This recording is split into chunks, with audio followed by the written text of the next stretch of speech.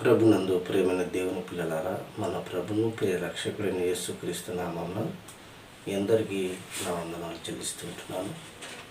తిరిగి దేవుడు మరొక రోజును మనకు ప్రవేశించిన యొక్క భాగ్యాన్ని బట్టి మరి ప్రభువునకు కృతజ్ఞతాస్తుతులు చెల్లించుదాం. ప్రార్థన. మమ్మల్ని మిక్కిలిగా ప్రేమించిన మా ప్రియ పరలోకపు తండ్రి, మీ పరిశుద్ధ పాదములకు స్తోత్రాలు, వందనాలు చెల్లిస్తూ ఉంటున్నాం నాయన. గడిచిన దినంలో అంతా ప్రభువా కాపాడి మరొక రోజులోనికి మమ్మల్ని ప్రవేశపెట్టిన దేవానికి స్తోత్రాలు. మరి పూట మాట్లాడుకుంటున్న ప్రతి మాటను ప్రభువా మాకు అర్థమయ్యే రీతిని దయచేయండి.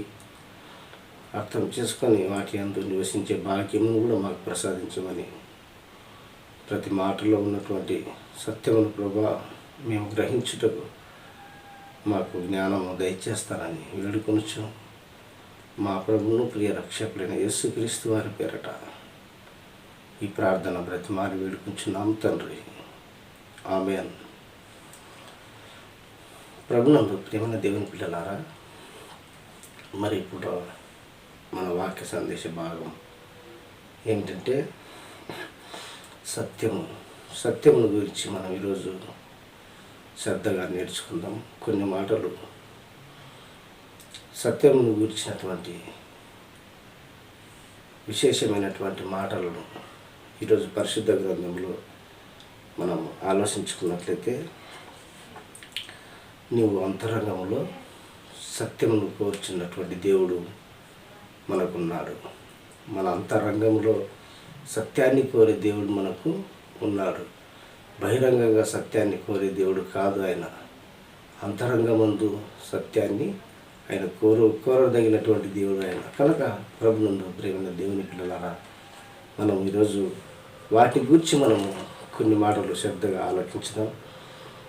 మొదటి మాటగా మనం నేర్చుకుందాం, నీవు అంతరంగంలో సత్యమును కోరుచున్నావు అనే మాటను మనం నేర్చుకుందాం. కీర్తనల గ్రంథం 51వ కీర్తన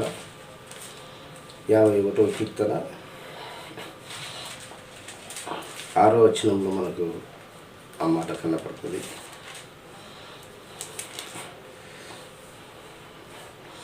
6వ వచనం చదువుతున్నాను. నీవు అంతరంగములో సత్యము కోరుచున్నావు, ఆంతర్యమున నాకు జ్ఞానము తెలియజేయదు. నేను పవిత్రుడనవునట్లు హిస్సోపుతో నా పాపమును పరిహరింపుము. హిమము కంటే నేను తెల్లగా ఉన్నట్లు నీవు నన్ను కడుగుము. ప్రియమైన దేవుని పిల్లలారా, మనం ఈ మాటలో భావాన్ని ఒకసారి మనం గ్రహించినట్లయితే, ఈ మాటలో ఉన్నటువంటి సత్యాన్ని మనం గ్రహించినట్లయితే, మన దేవుడు మనల్ని ఏ విధంగా కోరుకుంటున్నాడంటే, అంతరంగమున సత్యాన్ని కోరుకుంటున్నాను అంటున్నాడు. మరి మన అంతరంగం ఏమైంది? మన అంతరంగంలో మనం ఏమై జీవిస్తూ ఉంటున్నాము? మన అంతరంగాన్ని మనము తండ్రికి సమాధానకరమైనటువంటి స్థితుల్లో మనం బ్రతుకుతూ ఉంటున్నామా, లేకపోతే మనము బయటకు ఒకలాగున అంతరంగమున ఒకలాగున జీవించడానికి మనము ఇష్టపడుతూ ఉంటున్నామా? ప్రభునందు ప్రియమైన దేవుని పిల్లలారా, ఎందుకంటే దేవుడు మనల్ని, మన ఆత్మల్ని ఆయన కాయిచూ ఉన్నాడు. మరి అలాంటి సమయాన్ని మనం అందరం గుర్తించి ఖచ్చితంగా మనము అంతరంగమందు కూడా దేవుణ్ణి మనము స్తుతిస్తూ ఉన్నట్లయితే, లేకపోతే బహిరంగంగా మాత్రమే మనము ఆయనను స్తుతించి అంతరంగమందు మనము ఈ లోకపు యొక్క తర్కవాది యొక్క స్థితిగతులను మనము ధరించుకున్నట్లయితే అది ప్రభువునకు ఇష్టం కాదని చెప్తూ ఉంటున్నాడు. అలాగున చేస్తూ నీవు అంతరంగంలో సత్యం కోరుచున్నావు, అంతర్యమున నాకు జ్ఞానమును తెలియజేయదు. ఆంతర్యమున నాకు జ్ఞానం తెలియజేయి అంటాడు. చూడండి ప్రభునందు నేను పవిత్రుడనగునట్లు హిస్సోపుతో నా పాపమును పరిహరింపు ప్రభువా అని ప్రార్థన చేస్తూ ఉంటున్నాడు. మన బ్రతుకులు మన స్థితిగతులను మనం ఒకసారి జ్ఞాపకంలోనికి తీసుకున్నట్లయితే మనము ఆయన యొక్క రక్తం చేత, ఆయన యొక్క ప్రభావము చేత మనం శుద్ధులము కమ్మి ఉన్నామా, మరి లేకపోతే మనము పాపముతో అలాగుననే కడగబడక మనము ప్రతిదినము ఆయన సన్నిధిని చేరక, ప్రతిదినము ఆయనతో మనము ముచ్చటించుకొనక, సహవాసం చేయక మన బ్రతుకును ముందుకు కొనసాగుతుంటున్నాము. మనం శ్రద్ధగా ఆలకించాలి కదా. ఏమంటుంది వాక్యం? మనం మొదటి మాటగా అంతరంగములో సత్యమును కోరుచు ఉన్నటువంటి దేవుడు మన దేవుడు కనుక మనము అంతరంగమందును బహిరంగమందును మనము సత్యాన్నే ప్రదర్శించాలి. అది ఆయన కోరుకుంటున్నటువంటి ఒక గొప్ప విశేషము. చూసుకుందాం. రెండవ మాట గుడుక, నీవు సత్య మేఘమండలముల వరకు వ్యాపించున్నదట. నీ సత్యము మేఘమండలం వరకు వ్యాపించి ఉంది అంటున్నాడు. ప్రభునందు ప్రియులారా, ఆయన సత్యము ఇక్కడ ఏ విధంగా ఉంటుందంట? మేఘమండలం వరకు వ్యాపించి ఉంటుంది అంటున్నాడు. ఏ విధంగా? మన సత్యము, ఆయన సత్యము మనలో నివసించి ఉంటే అది ఆయన వరకు మనకు ప్రయాణం చేయడానికి, ఆయన యందు నివాసం చేయడానికి, ఆయనతో మనము సాహసం చేయడానికి కూడా అది చేరుకోవడానికి ఇష్టపడుతున్నట్టుగా కనపడుతుంది. 57వ కీర్తన 9వ వచనంలో మనకు ఆ మాట కనపడుతుంది. 57వ కీర్తన, నీ కృప ఆకాశము కంటే ఎత్తైనది, నీ సత్యము మేఘమండలం వరకు వ్యాపించి ఉన్నది. ప్రభువా, జనములలో నీవు కృతజ్ఞ నేను చెల్లించదను. చూడండి ప్రభునందు ప్రేమైన దేవుని పిల్లలారా, ఆయన సత్యము, నీ కృప ఆకాశము కంటే ఎత్తైనది. ఆయన కృప ఆకాశము కంటే ఎత్తైనది, నీ సత్యము మేఘమండలము వరకు వ్యాపించి ఉన్నది. ఎక్కడ అవకాశం ఇవ్వలేదు. ఎందుకంటే మనం ఇప్పుడే ఒక మాట నేర్చుకున్నాం కదా, అంతరంగమందు గుడుక మనం సత్యం కలిగి జీవించినట్లయితే ఆయన కృప ఆకాశం మండలం కంటే ఎత్తైనది అంటున్నాడు. అంత పెద్ద కృపను మనము పొందడానికి, లేకపోతే మనము అంతరంగమందు పాపము చేస్తున్నట్లయితే వాటిని కనిపెట్టడానికి గుడుక ఆయనకేం పెద్ద సమస్య కాదు అనుకుంటున్నాడు. అందుకంటున్నాడు, నీ సత్యము మేఘమండలం వరకు వ్యాపించి ఉన్నది అంటున్నాడు. ప్రభువా, జనములలో నీకు కృతజ్ఞతాస్తుతులు నేను చెల్లించదను, ప్రజలలో నిన్ను కీర్తించదను. ఇలాంటి స్వభావము కలిగినటువంటి వారమైతే ఆయనను జనములలోనైతేనేమి, మన యొక్క బాహ్య దినములలోనైతేనేమి స్తుతించడానికి మనం ఎన్నటికీ వెనకాడము. ఆయన్ని ఎప్పుడు ఆరాధిస్తూనే ఉంటాము, స్తుతిస్తూనే ఉంటాం. అంతరంగమందు కూడా స్తుతిస్తూనే ఉంటాము కదా. మరి ఎందుకంటే ఆయన కృప ఆకాశ మండలము కంటే ఎత్తైనది కనుక మనం వాటిని గ్రహిస్తూ ఆయన కృపను, ఆయన బాహుల్యాన్ని, ఆయన బలాన్ని మనం గ్రహించి మన బ్రతుకులను ముందుకు కొనసాగించుకోవాలి. కనుక ప్రభునందు ప్రియుల, మనం ఎన్నటికీ వెనకాడక ఆయన కృపను మనం నిత్యము స్తుతించే వారముగా, జనములలో ఆయన కృపను కీర్తించే వారముగా, సన్నుతించే వారముగా మనం ఉండాలని ఆయన కోరుకుంటూ ఉంటున్నాడు. మరి మన స్థితిగతులు ఏ విధంగా ఉంటున్నాయి? మనం ఆ విధమైనటువంటి కార్యములను చేస్తూ ఉంటున్నామా లేదా అని కూడా మనం ఖచ్చితంగా గ్రహించాల్సిన విషయం. మరి మూడో మాట కూడా మనం నేర్చుకున్నాం. రెండో మాట కూడా నేర్చుకున్నాం కదా, మూడో మాట కూడా నేర్చుకున్నాము. ఆయన సత్యమును డాలునై ఖేడమునై ఉన్నాడు. ఈరోజు మన పాఠము సత్యమును గురించి మనం నేర్చుకున్నాం. ఆయన ఏమైనాడంట? ఆయన సత్యమును డాలునై ఖేడమునై ఉన్నాడు. మరి సత్యమును డాలునై ఖేడమునై ఉన్నటువంటి ఆ ప్రభువును మనం ఎన్నటికీ ఆయన మచ్చలేని దేవుడుగా మనకు కనపడుతున్నట్టుగా కనపడుతుంది కదా. మరి అలాంటి దేవుణ్ణి మనము ఆరాధించుటకు, స్తుతించుటకు, ఘనపరచుటకు, కీర్తించుటకు, కృతజ్ఞతాస్తుతులు చెల్లించుటకు మన యొక్క సమయాన్ని మనం వినియోగించుకుంటున్నామా లేదా అని కూడా మనం ఆలోచించుకోవాలి. ఆ మాటను కూడా చూసుకున్నాం. 91వ కీర్తన 4వ వచనంలో మనకు ఆ మాట కనపడుతుంది. 91వ కీర్తన 4వ వచనం, ఆయన తన రెక్కలతో నిన్ను కప్పును, ఆయన రెక్కల క్రింద నీకు ఆశ్రయము కలుగును, ఆయన సత్యము కేడమును డాలునై ఉన్నది. రాత్రి వేళ కలుగు భయముకైనను, పగటి వేళ ఎగురు బాణముకైనను, చీకటిలో సంచరించు తెగులుకైనను, మధ్యాహ్నమందు పాడు చేయు రోగముకైనను నీవు భయపడకుందువు. ప్రభునందు ప్రేమైన దేవుని పిల్లలారా, ఆయన సత్యము, ఆయన కేడము, ఆయన ఢాలు ఏమైనాయి చూడండి. మన కొరకి,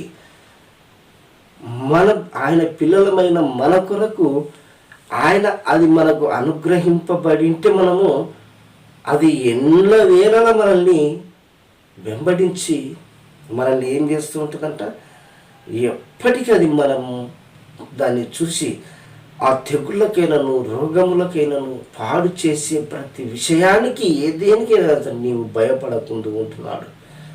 ఏమైంటే మనం భయపడకుంటామంట. ఆ మాటను మనం శ్రద్ధగా ఆలకించితే ప్రభునందు ప్రియులారా, ఆయన తన రెక్కలతో నిన్ను కప్పును, ఆయన రెక్కల క్రింద నీకు ఆశ్రయము కలుగును, ఆయన సత్యము కేడము ఢాలునై ఉన్నాడు. ఆయన రెక్కల కింద ఆయనకు మనము అణిచివేసి మనము ఆయన కింద మనం బ్రతుకుతూ ఉంటే, ఆయన పట్ల మన ప్రయాస పడుతూ ఉన్నట్లయితే ఆయన మాటలు ఎంత బలము కలిగినటువంటి మాటలుగా కనపడుతున్నాయి చూడండి. మరి వీటిని మనము అనుగ్రహించుకోవాలి అంటే, ఇవన్నీ మనకు అనుగ్రహింపబడాలి అంటే ఆయన రెక్కల కింద, ఆయన బలిష్టమైన చేతుల కింద మనము ఏమై ఉండాలి, దీన మనస్కులమై ఉండాలి. అప్పుడే మనము ఆ యొక్క స్థితిగతులను, ఆ యొక్క మంచి ఢాలు అనే కేడమైనటువంటి దేవుని యొక్క మహాబలాన్ని మనం కలిగి మన బ్రతుకులో ఎలాంటి సందేహము లేకుండా మన బ్రతుకును ముందుకు కొనసాగుతాం. ఆయన రెక్కల చాటున మనము భద్రపరచబడుతుంటాం. ఏ తెగులుకైనను, ఏ భయపడు, ఏ దేనికైనాను నీవు భయపడకుండా. చూడండి, ఇంత శ్రేష్టకరమైనటువంటి మాటలు ప్రభు మనతో మాట్లాడడానికి ఇష్టపడుతూ ఉంటున్నాడు. మనం ఆ మాటల్ని ఎందుకు, ఎప్పుడైతే మనం మహోన్నతుని చాటున నివసించుతూ ఉంటున్నామో, సర్వశక్తిమంతుడు మనల్ని మనం ఆశ్రయాన్ని కోరుకున్నామో, అప్పుడే మనము ఆ యొక్క బలాన్ని పొందుకుంటాము. మహోన్నతుని చాటుని ఎప్పుడైతే మనం విసర్జించి మనము వేరే చాటున చేరుకుంటామో, అప్పుడు మనకు అనుగ్రహింపబడవని చెప్పేసి దేవుడు ఖచ్చితంగా మనతో మాట్లాడుతూ ఉంటున్నాడు. మరి మనము ఎవరి చాటున నివసిస్తూ ఉంటున్నాం, మన బ్రతుకులు ఎవరి చాటు ఎందుకు మన బ్రతుకులు నివసిస్తూ ఉంటున్నాయని ఖచ్చితంగా మనం ఆలోచించుకోవాల్సిన ఆ విశేషం. మనల్ని ఎవరైనా ఊరి పెట్టాలని, లేకపోతే మనల్ని చిక్కులు పెట్టాలని అంటాడు 2వ వచనంలో. 3వ వచనంలో, వేటగాని ఉరిలో నుండి ఆయన నిన్ను విడిపించును, నాశనకరమైన తెగులు రాకుండా నిన్ను రక్షించునుంటాడు. సత్యమై మనం బ్రతుకుతుంటే, ఆయన యందు మనం సత్యాన్ని వెదజల్లుతూ ఉంటే, ఆయన ఎంత సత్యవంతుడు ఉడక అంత గొప్పగా బలంగా ప్రకటింపబడుతున్నది వాక్యం.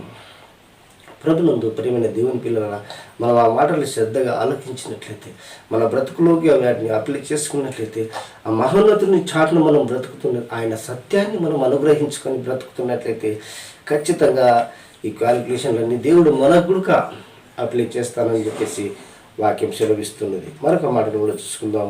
మరొక మాట ఏమిటంటే, నీ వాక్యానుసారం సత్యమైనటువంటిది.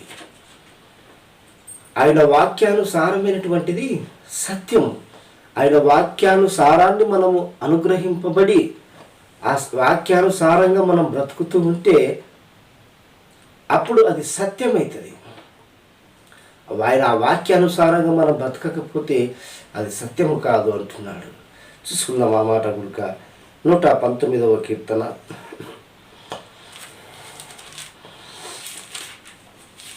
119వ కీర్తన 160వ వచనం. 119వ కీర్తన 160వ వచనాన్ని చదువుతున్నాను.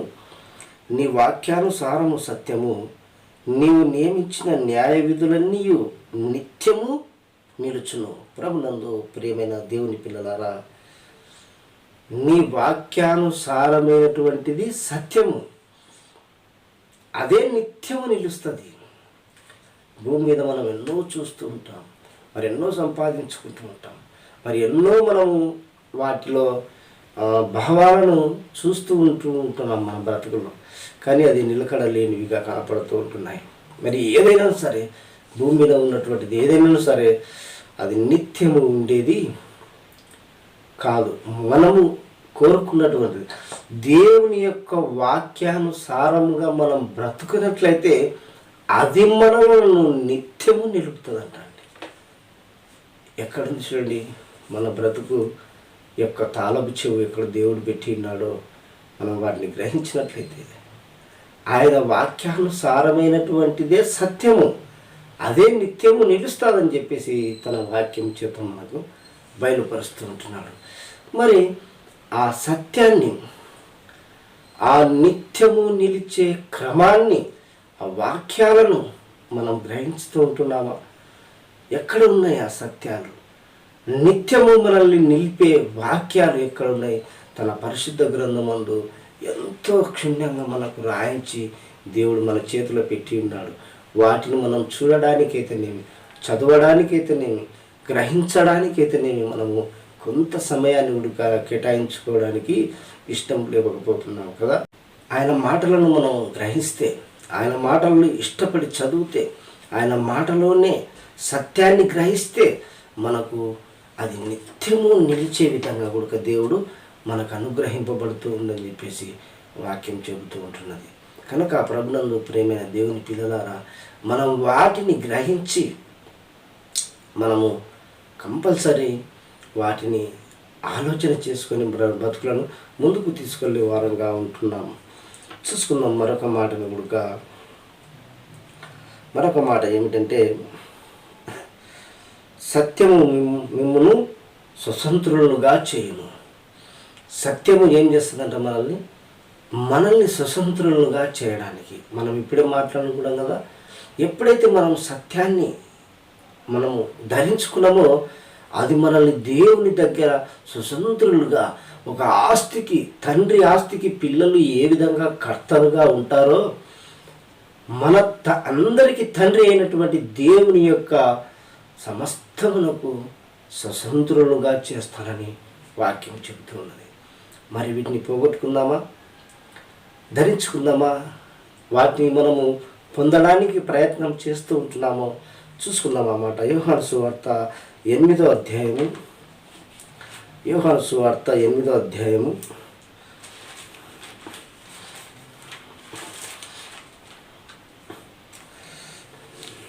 32వ వచనంలో మనకు ఆ మాట కనబడుతుంది. యోహాను సువార్త 8వ అధ్యాయం 32వ వచనంలో మనకు ఆ మాట కనబడుతుంది. చూసుకుందాము. అప్పుడు సత్యము మిమ్మును స్వతంత్రులుగా చేయునని చెప్పాను. వారు, మేము అబ్రహాము సంతానము, మేము ఎన్నడూ ఎవనికి దాసులమై ఉండలేదు, మీరు స్వతంత్రులుగా చేయబడుదురని ఎలా చెప్పుచున్నారని ఆయనతో అనేది. ప్రభునందు ప్రియులారా, ఇక్కడ యేసుక్రీస్తుల వారికి యూదులకును తర్కం జరుగుతున్నటువంటి సందర్భం. మేము మొదటి నుంచే ఆయనకు స్వతంత్రులుగా ఉన్నాం, అబ్రహాముకు సొంత పిల్లలం మేము, మరి మీరు ఎలా స్వతంత్రులుగా చేస్తామని వీళ్ళు తర్కవాదన పెట్టుకున్నారు యేసుక్రీస్తుల వారితో. మరి ఏ విధమైనటువంటి సత్యాన్ని ఆయన అనుగ్రహిస్తానని అంటున్నాడో మనము పైనుంచి చూస్తే ఆ వచనాలను మనకు స్పష్టంగా అర్థమవుతాయి. 30వ వచనం, ఆయన ఈ సంగతులను మాట్లాడుచుండగా అనేకులు ఆయన యందు విశ్వాసం ఉంచిరి. కాబట్టి యేసు తనను నమ్మిన యూదులతో, మీరు నా వాక్యమందు నిలిచిన వారైతే నిజముగా నాకు శిష్యులయుడి సత్యమును గ్రహించెదరు. యూదులతో అంటున్నాడు, మీరు నాకు శిష్యులై ఉంటే మీరు సత్యాన్ని గ్రహిస్తారు, లేకపోతే మీరు సత్యాన్ని గ్రహించలేరు. మీరు ఆ యొక్క త్రోవలనే మీరు పోతూనే ఉంటారు. ఏ త్రోవ మీరు నమ్ముకొని ఉన్నారు చూడు, ఆ త్రోవ. కానీ దేవుడు కాలక్రమాన్ని మార్చినట్టుగా వీరు గ్రహించలేని స్థితిలో ఉంటున్నారు. ఎందుకంటే ఆయన సారథి అయి వచ్చినాడని చెప్పేసి అది వాక్యముల ద్వారా, ప్రవచనముల ద్వారా అది రాయబడిన దాన్ని కూడా వాటిని గ్రహింపక వీరు దాన్నే పట్టుకొని వేలాడుతూ ఉన్నట్టుగా కనపడుతుంది వాక్యం. కానీ ఆయన సత్యాన్ని గ్రహించాలి అంటే మీరు ఎప్పుడైతే నన్ను గ్రహిస్తారో, నా వాక్యమందు నిలిచిన వారైతేనే, నిజముగా మీరు నా వాక్యమందు నిలిచిన వారైతేనే మీరు నాకు శిష్యులై ఉండి సత్యమును గ్రహించెదరంటున్నాడు అంటూ 32వ వచనాన్ని మొదలు పెడుతున్నాడు ఆ మాట. అప్పుడు ఆయన సత్యము మిమ్మల్ని ఏం చేస్తుందంట? స్వతంత్రులుగా చేస్తుంది. ఆ సత్యము మనల్ని స్వతంత్రులుగా చేస్తుంది. లేకపోతే మీ త్రోవ నీదేం చెప్పేసి వారికి వెల్లడపరచడానికి ఇష్టపడుతున్నాడు. ఆయన సత్యముల గురించి మనం నేర్చుకుంటున్నాం ఈరోజు. సత్యము ఏ విధంగా పనిచేస్తుందో కూడా మనకు నేర్పిస్తూ ఉంటున్నాడు. ఆయన వాక్యములను గైకొన్నట్లయితే, యేసుక్రీస్తుని ఎప్పుడైతే మనం గైకొంటేనే అప్పుడు ఆయన మనకి సర్వ సత్యములోనికి మనల్ని నడిపిస్తాడు. సత్యము మనల్ని స్వతంత్రులుగా చేయడానికి కూడా ఇష్టపడుతుందని చెప్పేసి అంటున్నాడు. ఇంకో మాట కూడా చూసుకుందాం. ఇంకో మాట ఏంటంటే, సత్యము నిమిత్తమే సమస్తమును చేయగలవారం మనం. సత్యము మనలో ఉంటేనే సమస్తాన్ని మనం చేయడానికి కూడా మనకు బలం ఉంది, శక్తి ఉంది అంటున్నాడు. 2వ కొరింథీయులకు రాసిన పత్రిక 13వ అధ్యాయంలో మనకు ఆ మాట కనబడుతుంది. 2వ కొరింథీయులకు రాసిన పత్రిక 13వ అధ్యాయము 8వ వచనం చదువుతున్నాను. మేము సత్యమునకు విరోధముగా ఏమీ చేయనేరము, కానీ సత్యము నిమిత్తమే సమస్తమును చేయుచున్నాము. మేము బలహీనులమై ఉన్నను మీరు బలవంతులై ఉండవలెనని సంతోషించదము.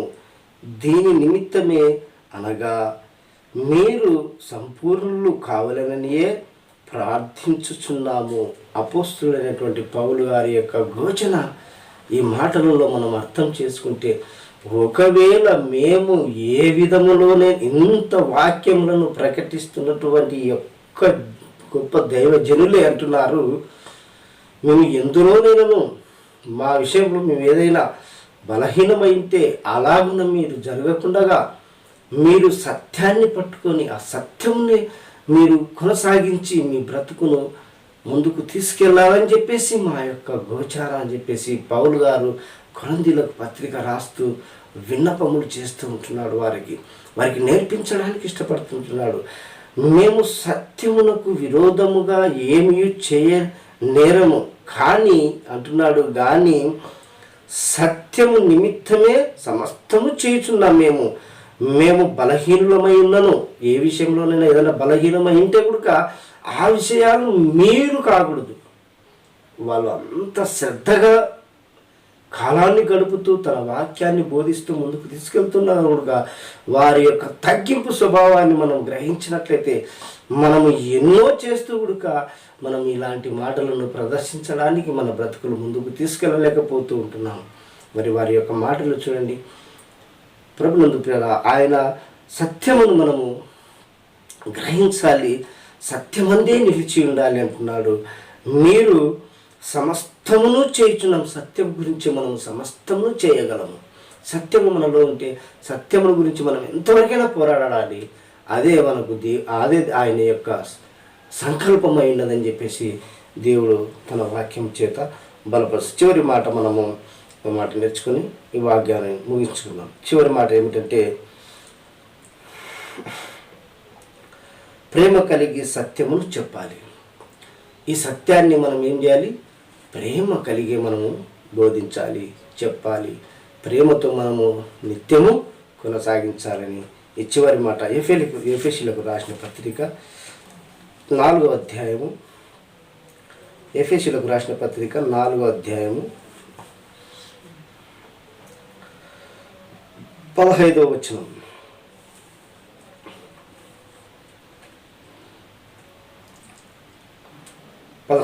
చదువుతున్నాను. ప్రేమ కలిగి సత్యమును చెప్పుచు క్రీస్తు వలె ఉండుటకు మనమన్ని విషయములలో ఎదుగుదము.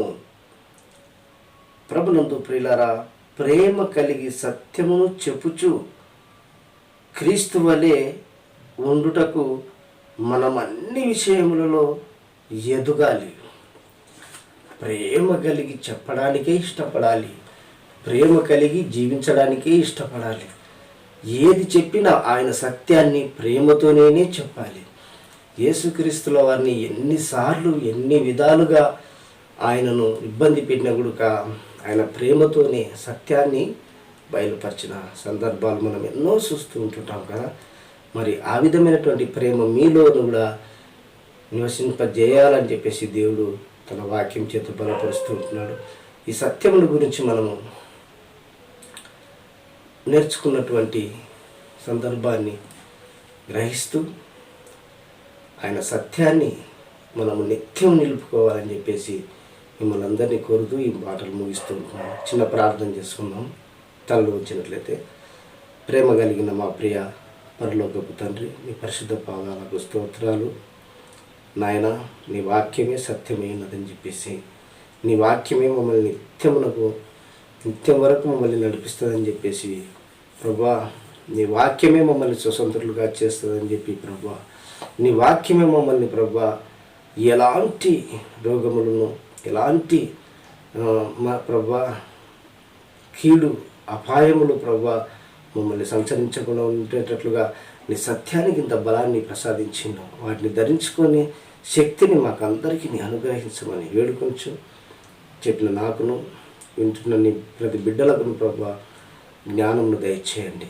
ఏదైనా ప్రభా తప్పిదముగా మాట్లాడుకుని ఉంటే ప్రభా మమ్మల్ని క్షమించండి. మరొకసారి వాటిని ప్రభా సరిదిద్దుకొనుటకు మాకు జ్ఞానమును దయచేస్తారని క్రీస్తు వారి పేరిట ఈ ప్రార్థన బ్రతిమారి వేడుకుంటున్నాం మా కన్న తండ్రి. ఆమేన్.